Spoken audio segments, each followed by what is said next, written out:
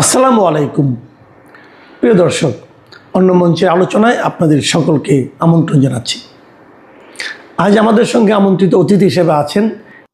নমস্কার, আমি তরুণ Ghosh. Bharat 12টা nuclear warhead যোগ করলো নিউক্লিয়ার সাবমেরিনের সঙ্গে। নিউক্লিয়ার ওয়ারহেড, এই ওয়ারহেড কিন্তু আমাদের ট্রায়াডে রয়েছে। ট্রায়াড বলতে আপনার যুদ্ধ জাহাজে রয়েছে এবং যত যুদ্ধের প্লেন রয়েছে সেগুলোতে রয়েছে। এইবার সাবমেরিনে আমাদের তো মিসাইল ছিল, কিন্তু ওয়ারহেড লাগানো ছিল না। এবার দুটো জাহাজে সাবমেরিনে, নিউক্লিয়ার সাবমেরিনে, একটা হচ্ছে আরিহান্ত আর আরিঘাত, এই দুটোতে ছটা করে ওয়ারহেড লাগানো আছে। তার মানে কি ট্রায়াড হয়ে গেল। সমুদ্রের নিচে, সমুদ্রের ওপরিভাগে এবং আকাশপথে, স্থল বাহিনীর কাছে তো আছেই।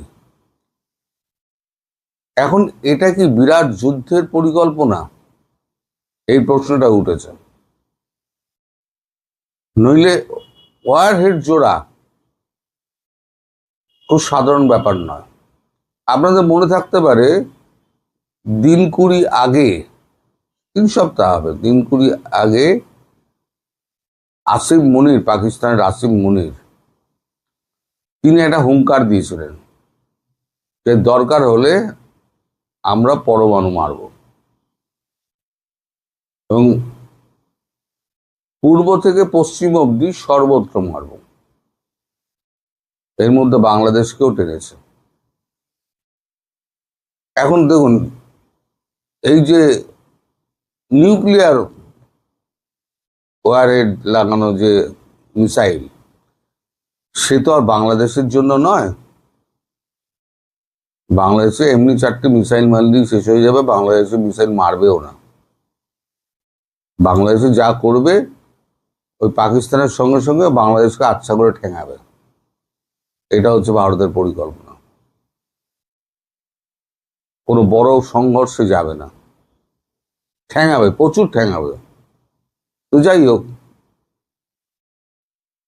এখন এই যে পাকিস্তান, তার হুঙ্কার এবং বাংলাদেশের সঙ্গে আমেরিকার যে সামুদ্রিক চুক্তি হয়েছে বন্দরের, চট্টগ্রাম বন্দরে জাহাজ ফেরানো নিয়ে, আমি বহুবার বলেছি যে আগে বঙ্গোপসাগরে জলে আসুক ভারত মহাসাগর ছেড়ে, তখন দেখা যাবে।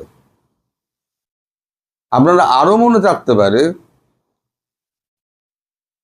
যে প্রায় মাস 6 আগে ভারত নোটাম জারি করে একটা মিসাইল টেস্ট করেছিল। 8000 পাল্লার বলা হয়েছিল, 8000 কিলোমিটার, কিন্তু কেউ তো সঠিকটা বলে না। 10,000ও হতে পারে, 12,000ও হতে পারে, কিন্তু 8000 ভারত বলেছিল। 8000 না 10,000 এরকম বলেছিল। এখন যদি বঙ্গোপসাগরে যদি আমেরিকা ঢোকে, আমেরিকাকে তো বিশ্বাস নেই। ও এক হাত পায়ে দেবে, এক হাত গলায় দেবে। এই বন্ধুত্বের চিঠি পাঠাচ্ছে, আবার সঙ্গে সঙ্গে যুদ্ধ জাহাজ বঙ্গোপসাগরে পাঠাচ্ছে, যার জন্য মোদিজি ওনার সঙ্গে কথা বলেন না, বিশেষ ওনাকে পাত্তাও দেন না। তুই আগে ঢোক, তারপরে দেখছি। এটাও একটা মেসেজিং হতে পারে যে তুমি যদি বঙ্গোপসাগরের বুকে যদি তুমি তরি ভেড়াও, তাহলে তোমার কিন্তু কষ্ট আছে। ভারতের একটা রাগ রয়েছে, কারণ ওই ইরানের ওখানে ওমান থেকে ঢোকার মুখে ওইখানে কিন্তু ভারতীয় জাহাজকে, একটা বাণিজ্যিক জাহাজ, যুদ্ধ জাহাজ নয়, বাণিজ্যিক জাহাজে মিসাইল মেরে দিয়েছিল। তাতে 130 জন মারা গিয়েছিল। ভারত সেটা বলেনি। বারবার কমিউনিকেট করা হয়েছে এটা হচ্ছে বাণিজ্যিক জাহাজ, এতে বিভিন্ন পণ্য রয়েছে, তেল নেই, আমাদের হরমুজ প্রণালী ক্রস করতে দেওয়া হোক। বা আমেরিকা বলছে যে আমরা কোনো বার্তা পাইনি, এদিকে আমাদের ট্রান্সক্রিপ্টে রয়েছে সমস্ত বার্তা ওরা রিসিভ করেছে। তার মানে জেনে শুনে ইচ্ছে করে একটা পণ্যবাহী জাহাজকে অ্যাটাক করে নিজের বাহাদুরি দেখালে। তুমি কত বড় বাহাদুর! এই যে শোনা যাচ্ছে না একটা বৈঠক হবে জেনেভাতে না কোথায়, ইউরোপের কোথায়, শান্তির বৈঠক। ইরান বলছে আমি এরকম কিছু জানি না। ট্রাম্প একদিকে বৈঠকের কথা, শান্তির বাণী কথা বলে, তার পরের দিনে গিয়ে বোমা ফেলে। দুমুখো সাপ। এখন ভারত আরো টাইট করে অবস্থায় বসে গেছে, না বাংলাদেশকে সাহায্য করতে দেবে না পাকিস্তানকে সাহায্য করতে দেবে। আর RIC-কে বড় ভয়, খুব ভয়। পুতিন এর মধ্যে আপনাদের বলেছিলাম বেজিং এর সঙ্গে কথাবার্তা বলে, জিনপিং এর সঙ্গে কথাবার্তা বলে মোদির সঙ্গে কথাবার্তা বলেছেন, এবং মোদি সম্ভবত একবার বেজিং যাবেন অথবা শি জিনপিং একবার ভারতে আসবেন। মানে পুতিনকে সঙ্গে দুই দেশের রাষ্ট্রনায়ক, দুই প্রেসিডেন্ট ভারতে আসবেন RIC-র গঠন নিয়ে। এটাও ভারত এবং আমেরিকার একটা মাথা ব্যথার অন্যতম কারণ। RIC গঠন যদি হয়ে যায়, ইরানকে সঙ্গে যদি নিয়ে নেয়, বাংলাদেশকে সঙ্গে যদি নিয়ে নেয়, তাহলে একেবারে আমেরিকা পুরো আলাদা হয়ে যাবে। আমেরিকা পুরো চাপে পড়ে যাবে। কারণ এশিয়ার আর কোনো দেশ নেই, কারণ মায়ানমার কিন্তু ভারতের সঙ্গে আছে, মনে রাখতে হবে। এশিয়ার আর কোনো দেশ নেই, সে কাম্বোডিয়া থেকে আপনি থাইল্যান্ড বলুন আর বলুন কি বলে ভিয়েতনাম বলুন, কেউ কিন্তু এই তিনটে দেশের প্রভাবের বাইরে নয়। সবাই এই তিনটে দেশের প্রভাবের মধ্যেই রয়েছে। সুতরাং এই তিনটে দেশের বাইরে গিয়ে কোনো কিছু করবে সেটা কিন্তু সম্ভব নয়। ফলে দক্ষিণ পূর্ব এশিয়া এবং পশ্চিম এশিয়া অর্থাৎ ইরান আমেরিকার হাতছাড়া হবে। মানে সে রেড সি ছেড়ে, রেড সিতেও সে নিরাপদ নয়, ওখানে হুতি আর হামাস বসে আছে। কাউকেই এখন নিশ্চিহ্ন করতে পারেনি কিন্তু ইসরায়েল রোজ দাবি করে যাচ্ছে ও মেরে যাচ্ছে, কিন্তু হুতি হামাস কাউকে কিন্তু নিশ্চিহ্ন করতে পারেনি। গাজা উনি অর্ধেকের বেশি ধ্বংস করে দিয়েছে, সাধারণ মানুষ মেরেছেন। কিছু জঙ্গি নিশ্চয়ই মারা গেছে, অবশ্যই মারা গেছে, কিন্তু যে উদ্দেশ্যে উনি করেছেন সেই উদ্দেশ্য কিন্তু এখনো সফল হয়নি। আর এত বছর স্যাংশনের পর ইরান যদি বেঁচে থাকে, একটা প্রাচীন সভ্যতা বলেছি না বারবার, একটা প্রাচীন সভ্যতা যদি বেঁচে থাকে, তাহলে পরে তাকে শেষ করা কিন্তু খুব মুশকিল। কারণ তার পেছনে তিনটে বৃহৎ শক্তি রয়েছে, রাশিয়া রয়েছে, চীন রয়েছে এবং পরোক্ষে ভারত রয়েছে। আমেরিকা কত সাপোর্ট দেবে? তাকে ইসরায়েলকে সাপোর্ট দিতে হচ্ছে, তাকে 6টা OIC কান্ট্রিকে সাপোর্ট দিতে হচ্ছে, যারা উপসাগরীয় দেশগুলো, সে দুবাই থেকে বাহরিন পর্যন্ত সব কত সাপোর্ট দেবে? বাজেটারি সারপ্লাস তো এখন আর হচ্ছে না, এখন তো বাজেট তো মাইনাসে চলে গিয়েছে। এবার বলি আপনার আমেরিকার ধারের কথা। আমেরিকার ধার 42 ট্রিলিয়নে পৌঁছে গেছে। আমি বলেছিলাম কোনো রকমে 1.5-2 বছর টেনে দিন, 42-43-এ তো পৌঁছে যাবেই। আজকের কাগজেই বেরিয়েছে 42 ট্রিলিয়ন ধার পৌঁছে গেছে। প্রতি 9 মাস অন্তর 1 ট্রিলিয়ন করে ধার বাড়ছে, ডলার চাপাচ্ছে, মেজাজে ডলার চাপাচ্ছে। আর ভারত কি করেছে? আমি আগেও একটা ভিডিও করেছিলাম, ভারত টাকার অবমূল্যায়ন করছে। এখন নামতে নামতে ডলারকে 95 টাকায় করে ফেলেছে ডলার, এটা 100 টাকায় নিয়ে যাবে। কিন্তু আসলে কিন্তু সেই 84 টাকাই আছে। এই যে 16 টাকা এক্সট্রা হবে না, সেই টাকাটা আর কি মার্কেটে বার করবে না, সেই টাকাটা পুরোপুরি যাবে অস্ত্র কেনা এবং সংস্কার পদ্ধতিতে। ফলে এই যে কূটনৈতিক জটিল খেলা শুরু হয়েছে, তার মধ্যে সব থেকে বেশি চাপে পড়বে এই বাংলাদেশ নামক ছোট রাষ্ট্রটি, যার না আছে সৈন্যবল, না আছে অস্ত্রবল, না আছে আপনার অর্থনৈতিক শক্তি, কিন্তু মুখে মারিতম জগৎ, মুখে এমন বড় বড় কথা বলবে। যদি ভারত বাংলাদেশকে যদি আক্রমণ করে, জানবেন সেটা একটা অসম যুদ্ধ হবে। পাকিস্তানের সেনাবাহিনীকে হারাতে 13 দিন সময় লেগেছিল, যদিও সাপোর্ট ছিল মুক্তিযোদ্ধাদের। মুক্তিযোদ্ধার সাপোর্ট যদি মুক্তিযোদ্ধাদের না থাকতো, তাহলে তো ব্যাকআপ লাইন তো কেটে দিয়েছিল, আকাশপথ বন্ধ করে, জাহাজ চলাচল বন্ধ করে। তাহলে 13 দিনের জায়গায় 26 দিন হতো, সারেন্ডার তো করতেই হতো। আর আজকের দিনে মুক্তিযোদ্ধা বলে কিছু নেই বাংলাদেশে। দেশপ্রেমিক যারা, তাদেরকে সমস্ত শুলে চড়িয়ে দিয়েছে আর নইলে জেলে পুরে দিয়েছে। আর বাকি যেগুলো আছে সেগুলো হচ্ছে দেশদ্রোহী, আর সব হচ্ছে দেশকে বেচার ধান্দায় রয়েছে, যে আর টাকা কামানোর ধান্দায় রয়েছে। তাই এদের প্রচুর ঠেঙানি হবে। যুদ্ধ ভারত করবে না, কিন্তু ঠেঙাবে। যুদ্ধ করলে সেটা অসম যুদ্ধ হবে, ভারতের পক্ষে সেটা লজ্জাকর যে বাংলাদেশের মধ্যে একটা ছোট রাষ্ট্রকে যুদ্ধে জড়িয়ে দিল। সেটা ভারত করবে না, মারবে পাকিস্তানকে, মারবে আমেরিকাকে। ভারত অত কাঁচা খেলোয়াড় না। সুতরাং আপনারা যা করছেন আপনারা করুন, তার ভবিষ্যৎ কিন্তু খুব খারাপ।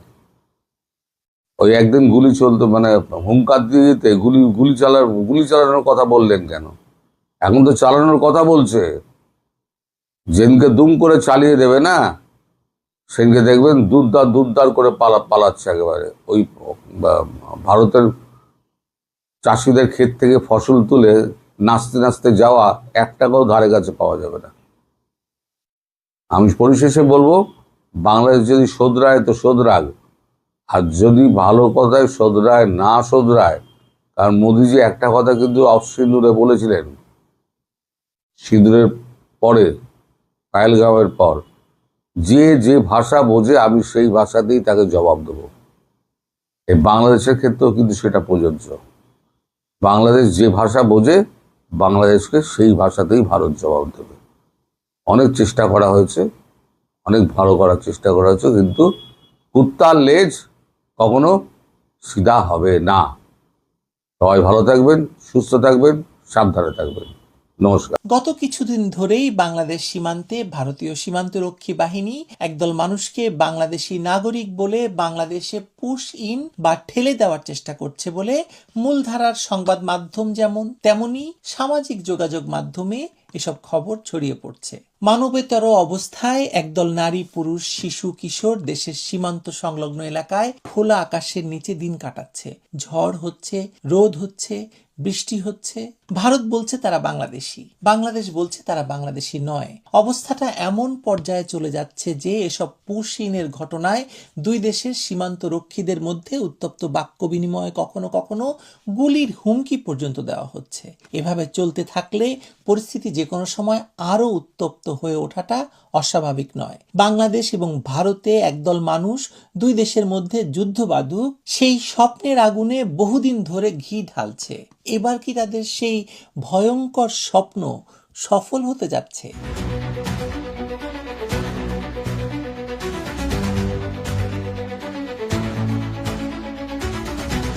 কিন্তু এই প্রশ্ন তোলার আগে বা এই প্রশ্নের উত্তর খোঁজার আগে আরো একটি গভীর প্রশ্ন আমাদের সামনে আনতে হবে।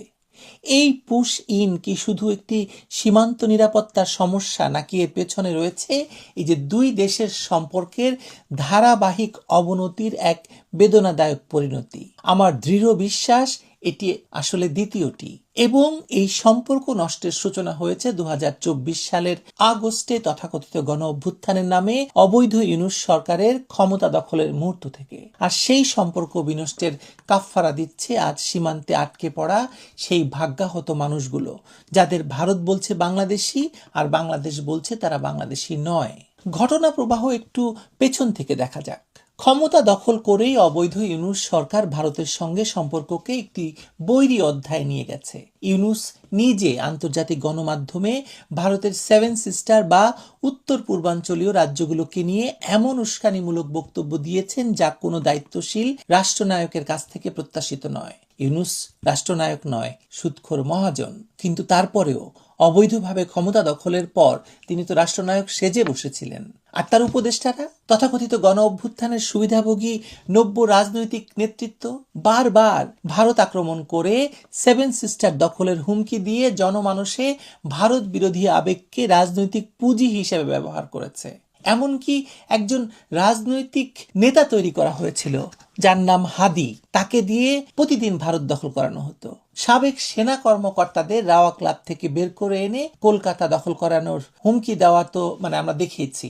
বাংলাদেশে ভারতীয় দূতাবাস আক্রমণের ঘটনা এর আগে কখনো শুনেছেন? কিন্তু এখানে ঘটেছে এবার জুলাই সন্ত্রাসীদের হাত ধরে গড়ে ওঠা এই রাজনৈতিক পরিবেশে যুদ্ধাপরাধী জামায়াত ইসলামী এবং তাদের ছাত্র সংগঠন ইসলামী ছাত্র শিবির এই ভারত বিরোধী উন্মাদনায় ঘৃতাহুতি দিয়েছে, কারণ ভারত বিরোধিতা তাদের মূল রাজনৈতিক মতাদর্শের সঙ্গে সঙ্গতিপূর্ণ। 1971 সালে পাকিস্তানের পক্ষ নিয়ে গণহত্যায় সহযোগিতা করা এই দলটি আজও বাংলাদেশ ভারত সম্পর্কের অবনতিতে সবচেয়ে বেশি খুশি। আর বিএনপি কি কম যায়? বিএনপি নিজেও তো এই ভারত বিরোধী তৎপরতায় বিরাট সৈন্য সামন্তের ভূমিকা পালন করছে। তারেক রহমানের সরকার এসেও এই ধারাবাহিকতা থেকে বের হতে পারেনি বা বের হতে চায়নি। ইউনূস সরকারের বর্ধিত এই প্রশাসন ভারতের সঙ্গে সম্পর্ক উন্নয়নের কোনো কার্যকর উদ্যোগ না নিয়ে বরং ভারত বিরোধী রাজনীতিকে আরও উস্কে দিয়েছে। কূটনৈতিক সম্পর্ক মেরামতের যে সুযোগ ছিল তা নষ্ট হয়েছে দায়িত্বহীন বক্তব্য, অপরিণামদর্শী পররাষ্ট্রনীতি এবং আভ্যন্তরীণ রাজনৈতিক স্বার্থে ভারত বিরোধিতাকে ব্যবহার করার কারণে। পাকিস্তানকে ডেকে এনে বাংলাদেশকে ভারত বিরোধী তৎপরতার উন্মুক্ত ভূমি হিসাবে খুলে দিয়ে এই পটভূমিতেই পশ্চিমবঙ্গে বিজেপির নেতৃত্বে শুভেন্দু অধিকারীর সরকার গঠনের পরপরই শুরু হয়েছে এই পুশিনের নতুন অধ্যায়। পশ্চিমবঙ্গের নতুন বিজেপি সরকারের ডিটেক্ট, ডিলিট অ্যান্ড ডিপোর্ট বা 3D নীতি একটি নির্বাচনী প্রতিশ্রুতির বাস্তবায়ন। এটা হয়তো ঠিক, কিন্তু এই নীতি বাস্তবায়নে যে নির্মমতা এবং আন্তর্জাতিক আইনের প্রতি অবজ্ঞা দেখা যাচ্ছে তার একটি বড় কারণ হলো ভারত জানে বাংলাদেশের সঙ্গে তার সম্পর্ক ইতিমধ্যেই তলানিতে গিয়ে ঠেকেছে। দুই দেশের মধ্যে কূটনৈতিক উষ্ণতা থাকলে এই ধরনের একতরফা পদক্ষেপ নেওয়া ঐতিহাসিকভাবে কঠিন হতো। দুই দেশ আলোচনার মাধ্যমে সেটা সমাধান করতে পারত। আওয়ামী লীগের শাসন আমলে ভারত বাংলাদেশ সম্পর্কের যখন উষ্ণতা ছিল তখন সীমান্তে এ ধরনের সংগঠিত এবং ব্যাপক পুশিনের ঘটনা আমরা দেখিনি। এটি কোনো কাকতালীয় ঘটনা নয়। বিজিবির তথ্য বলছে 2025 সালের মে থেকে 2026 সালের জানুয়ারি পর্যন্ত মাত্র 8 মাসে 2479 জনকে পুশিন করা হয়েছে, যার মধ্যে 120 জন নাকি ভারতীয় নাগরিক। অর্থাৎ ভারত যাদের বাংলাদেশি বলে ঠেলে দিচ্ছে তাদের মধ্যে একটি অংশ আসলে ভারতীয় নাগরিক। নাগরিকত্ব যাচাই না করে রাতের অন্ধকারে কাঁটাতারের গেট খুলে মানুষ ঠেলে দেওয়াকে কোনো আন্তর্জাতিক আইনের কাঠামোতেই বৈধ বলা যাবে না। লালমনিরহাট, কুষ্টিয়া, মেহেরপুর, সিলেট, দিনাজপুর, পঞ্চগড়, চাঁপাইনবাবগঞ্জ সহ দেশের প্রায় প্রতিটি সীমান্তে একই চিত্র দেখা যাচ্ছে। বিজিবি বাংকার তৈরি করেছে, মাইকিং করছে, সাধারণ মানুষকে লাঠিসোঁটা হাতে নামিয়েছে, নাম দিচ্ছে প্রতিরোধ। লালমনিরহাটের পাটগ্রামে গ্রামবাসীর তোপের মুখে বিএসএফকে পিছু হটতে হয়েছে। কিন্তু এই পুরো পরিস্থিতিতে সবচেয়ে বেশি যারা কষ্ট পাচ্ছে তারা হলো সেই ভাগ্যাহত মানুষগুলো যারা শূন্য রেখায় আটকে আছে। তারা কেউ কূটনীতিবিদ নয়, তারা কেউ রাজনীতিবিদ নয়, তারা সাধারণ মানুষ, যাদের কেউ কেউ হয়তো সত্যি অবৈধভাবে ভারতে বসবাস করছিলেন, আবার কেউ কেউ হয়তো ভারতীয় নাগরিক হয়েও বাংলাদেশি তকমা গায়ে সেটে সীমান্তে এসে পড়েছেন বা নিয়ে আসা হয়েছে। এই মানুষগুলো আসলে দুই দেশের রাজনৈতিক এবং কূটনৈতিক ব্যর্থতার জীবন্ত শিকার, দুই সরকারের দায়িত্বহীনতার, দুই রাজনৈতিক নেতৃত্বের হিসাব নিকাশের এবং দুই দেশের সম্পর্ক নষ্টের যে মাসুল তার ভার বহন করছে এই অসহায় নারী পুরুষ শিশুরা খোলা আকাশের নিচে। এই প্রেক্ষাপটে দিল্লিতে চলমান বিজিবি বিএসএফ এর 57তম মহাপরিচালক পর্যায়ের সম্মেলনে দুই পক্ষের অবস্থানে যে ব্যবধান তা মূলত রাজনৈতিক সম্পর্কের ব্যবধানেরই প্রতিফলন। বাংলাদেশ বলছে পুশিন অবৈধ, মানবাধিকার বিরোধী এবং আন্তর্জাতিক আইনের পরিপন্থী। ভারত বলছে নিজেদের আইন মেনে কাজ হচ্ছে, কিন্তু আন্তর্জাতিক সীমান্ত এলাকা একতরফা জাতীয় আইন দিয়ে পরিচালিত হয় না। তারেক রহমানের তথ্য উপদেষ্টা জাহিদুর রহমান বলেছেন, পশ্চিমবঙ্গের নির্বাচনী রাজনীতির চাপে এই পরিস্থিতি এবং দ্রুত সমাধান হবে বলে তিনি আশাবাদী। কিন্তু যে সম্পর্কের ভিত্তি নষ্ট হয়েছে সেটি মহাপরিচালক পর্যায়ের একটি বৈঠকে ঠিক হয়ে যাবে, এই আশাবাদ অনেকটাই অলীক। তাহলে কি শেষ পর্যন্ত যুদ্ধ হবে? না, অন্তত এই মুহূর্তে সেই সম্ভাবনা আমি দেখছি না। দুই দেশের সামরিক, কৌশলগত এবং অর্থনৈতিক বাস্তবতা যুদ্ধের পথে যাওয়াকে সমর্থন করে না, কিন্তু যুদ্ধ না হলেই সব ঠিক থাকবে এমনটা ভাবাও কিন্তু বিপজ্জনক। কারণ দুই দেশের সম্পর্কের যে অবক্ষয় শুরু হয়েছে অবৈধ ইউনূস সরকারের উস্কানি দিয়ে এবং তারেক রহমানের সরকার যেটিকে আরো গভীর করছে, তার পরিণতি শুধু পুশিনে সীমাবদ্ধ থাকবে না। বাণিজ্য, ট্রানজিট, বিদ্যুৎ, পানি বন্টন সহ প্রতিটি ক্ষেত্রে এই সম্পর্কের টানাপোড়েন বাংলাদেশের সাধারণ মানুষের জীবনকে আরো কঠিন করে তুলবে। সীমান্তে যারা আটকে আছেন তাদের সংকট সমাধান হয়তো কূটনৈতিক আলোচনায় হবে, কিন্তু দুই দেশের সম্পর্কে যে গভীর ক্ষত তৈরি হয়েছে তথাকথিত গণ অভ্যুত্থান পরবর্তী বাংলাদেশের ভারত বিরোধী রাজনীতির কারণে, সেই ক্ষত সরাতে বা সারাতে লাগবে দীর্ঘ সময়, অনেক বিচক্ষণতা এবং সত্যিকারের রাষ্ট্রনায়ক সুলভ নেতৃত্ব, যে নেতৃত্বের অভাব আজ বাংলাদেশে সবচেয়ে প্রকটভাবে অনুভূত হচ্ছে। ভারতের সঙ্গে আলোচনার বিকল্প নেই, আলোচনা করে সব সমস্যার সমাধান করা যায়। শেখ হাসিনা সেটা দেখিয়েছিলেন। তারপরও শেখ হাসিনাকে ভারতের সেবাদাসী বদনাম শুনতে হয়েছে, কিন্তু এখন যা হচ্ছে সেটা আসলে বাংলাদেশের মানুষের উপর জুলুম। এই জুলুমের দায় সরকারকে তো নিতে হবে।